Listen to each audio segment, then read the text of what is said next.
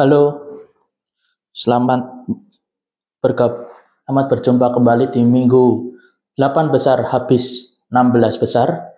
Kita akan bahas pertandingan di hari Jumat yang seru, tentunya Jerman melawan Spanyol. Apakah kalian ingin melihat match sebelumnya? Mari kita lihat. Oke, untuk pertandingan pertama ini ada yang menarik, yaitu Jerman melawan Spanyol. Apakah tim Jerman ini bisa berbicara lebih banyak untuk Euro kali ini, karena mereka selain tuan rumah, mereka juga memiliki kesempatan untuk memenangkan turnamen ini.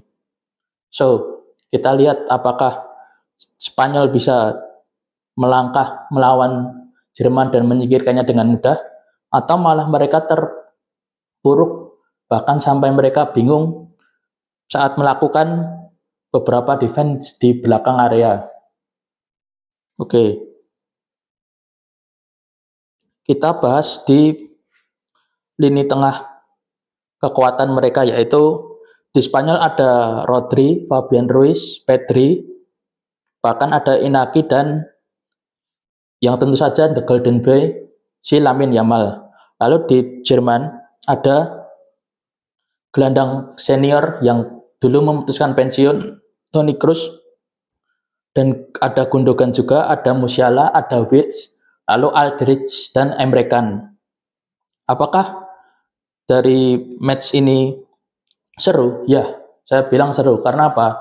Karena pertempuran dua pemain muda yang saat ini merupakan titik tumpu dari Jerman dan Spanyol, yaitu baik Wirtz, Musiala, lalu Spanyol di Inaki, Nico Williams, dan si Lamine Yamal. Ini bahkan menjadi pertandingan yang sangat seru. Mengapa sangat seru? Mereka selain pemain muda, mereka juga merupakan bakat potensial dari beberapa masing tim, yaitu yang pertama ada di klub Spanyol, yang kedua ada di klub Jerman.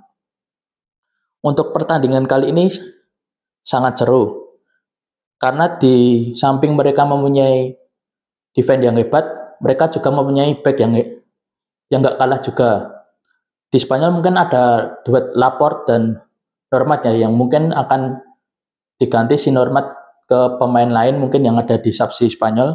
Lalu untuk di Jerman ada Rudiger yang biasa memainkan laga-laga penting sebelumnya.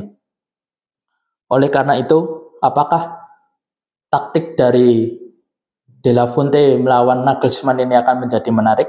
Ya, menurutku menarik, karena mereka merupakan pemain dan pelatih juga.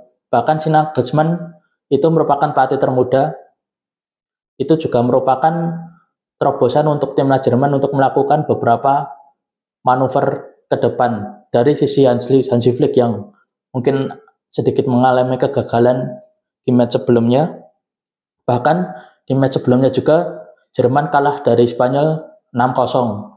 Itu Ferran Torres yang mencetak hat-trick di match tersebut. Apakah match ini akan menjadi pertandingan menarik? Tentu saja ya, karena mereka di sisi lain juga memiliki tim yang hebat, bahkan mereka juga bisa mengcover di beberapa sepertiga area penyerangan dan defense. Jadi mereka akan melakukan penyerangan yang menarik. Untuk prediksi dan preview saya, mungkin ini akan menjadi pertandingan menarik. Mungkin Jerman bisa mengatasi Spanyol. Prediksi saya untuk timnas Jerman sendiri mungkin 52, untuk Spanyol 48. Semoga Jerman bisa menang di match kali ini, karena mereka merupakan salah satu memiliki keunggulan, yaitu tuan rumah, dan mereka mempunyai komposisi pemain dan cadangan yang bagus. Oke, ini juga ada match yaitu Prancis dan Portugal. Apakah ini pertandingan menarik? Ya, karena ada Kylian Mbappe dan Ronaldo yang akan bertemu, yaitu junior dan idolanya yaitu Cristiano Ronaldo. Apakah Portugal akan melaju mulus saat ini? Mungkin tidak, karena mungkin Kylian Mbappe dan timnya akan melakukan kejutan. Bahkan Portugal juga merupakan tim yang kemarin melakukan keberuntungan, yaitu si Oblak bisa melakukan save yang luar biasa di match sebelumnya melawan Slovenia tadi kemarin. Saya rasa mungkin Slovenia itu juga merupakan tim yang hebat ya, karena mereka si Oblak melakukan begitu banyak save, bahkan penalti dari Cristiano Ronaldo pun itu pun bisa diselamatkan.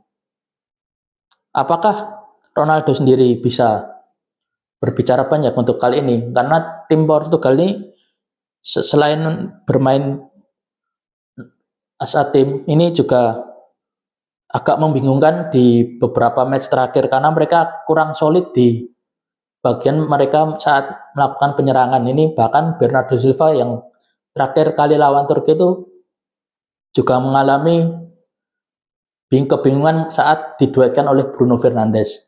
Bahkan Portugal sendiri pernah kalah dari Georgia. Ini juga merupakan pertandingan yang lucu sih, karena Portugal juga merupakan skuad yang hebat pada saat itu.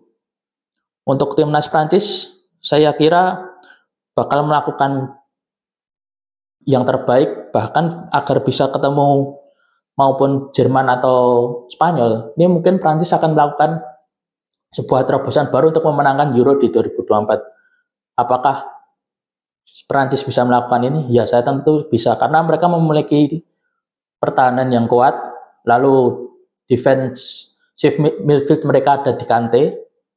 Walaupun si Tchouaméni kadang melakukan kesalahan ya, untuk melakukan terobosan, untuk melakukan passing juga kadang melakukan kesalahan. Defense sama tackle pun bahkan Tchouaméni masih jelek. Saya rasa mending ganti Kamavinga aja untuk match sebelumnya. Pesan untuk saya untuk Deskam ya, itu seperti itu. Apakah Kylian Mbappe akan bisa mengegolkan di match nanti? Saya rasa iya. Untuk pertandingan kali ini saya lebih mengunggulkan Prancis. Prancis 60, sedangkan untuk Portugal 40%. Oke. Kita bahas timnas Inggris dan Swiss. Apakah timnas Inggris bisa melangkah mulus atau malah mereka terjungkal di beberapa match akhir? Ini timnas Inggris termasuk timnas yang beruntung karena mereka bisa melakukan comeback yang hebat melawan Slovakia, walaupun di Harry Kane sendiri juga kadang mengalami trouble pada saat mereka melakukan penyerangan. Bahkan gol Foden pun dianulir pada saat itu. Untuk timnas Swiss sendiri, ini juga menarik karena mereka telah menyingkirkan Italia. Bahkan dari cara mereka bermain ini, mereka telah melakukan terobosan dari Mancini ke Spalletti. Kita tahu sendiri Spalletti adalah pelatih bagus. Oleh sebab itu, mungkin timnas Swiss akan melakukan kejutan ya, yaitu tim kuda hitam yang ada di Euro ini. Menurut kalian, apakah timnas Inggris bisa lolos? Saya rasa masih belum, saya ragu-ragu untuk timnas Inggris, karena di babak 16 besar sendiri mereka melakukan banyak kesalahan. Bahkan mereka kebobolan duluan saat melawan Slovakia, bahkan lewat gol konyol sih menurut saya untuk timnas Inggris. Bahkan defense timnas Inggris pun juga jelek, gak sehebat timnas Prancis ataupun timnas Spanyol dan timnas Jerman yang begitu rapi. Transisi mereka bagus, dan mereka juga melakukan hal yang baik di beberapa pertandingan sebelumnya. Oke, apakah Swiss bisa melakukan comeback yang hebat atau malah mereka bingung saat melakukan transisi? Saya rasa mungkin timnas Swiss akan melakukan kejutan ya untuk pertandingan kali ini. Pada saat England melawan Swiss sendiri, bahkan England mungkin akan mengalami beberapa serangan yang counter attack yang hebat. Bahkan di Swiss ini saya rasa Southgate juga seharusnya mengantisipasi, karena skuad mereka itu mewah, tetapi Southgate itu adalah pelatih penjas. Jadi ya saya rasa kita lihat aja sendiri untuk match kedepannya, apakah bisa berjalan dengan baik atau malah tersungkur. Ini juga timnas Swiss juga ada beberapa pemain yang perlu diwaspadai seperti Freuler, Vargas, dan Embolo. Ini merupakan tim yang hebat. Ketika tiga pemain ini bermain, Dan mereka juga memiliki back yang lumayan bagus, si Akanji untuk di timnas, dan kiper Jan Sommer yang selalu menampilkan terbaik di saat dia bermain di timnas. Untuk tim Inggris sendiri menurut saya kendalanya adalah mereka pada saat transisi ketika di MF itu seperti Declan Rice terlalu maju ke depan. Untuk saya sebaiknya Declan Rice dimainkan, dan kalau bisa Conor Gallagher nggak usah bermain.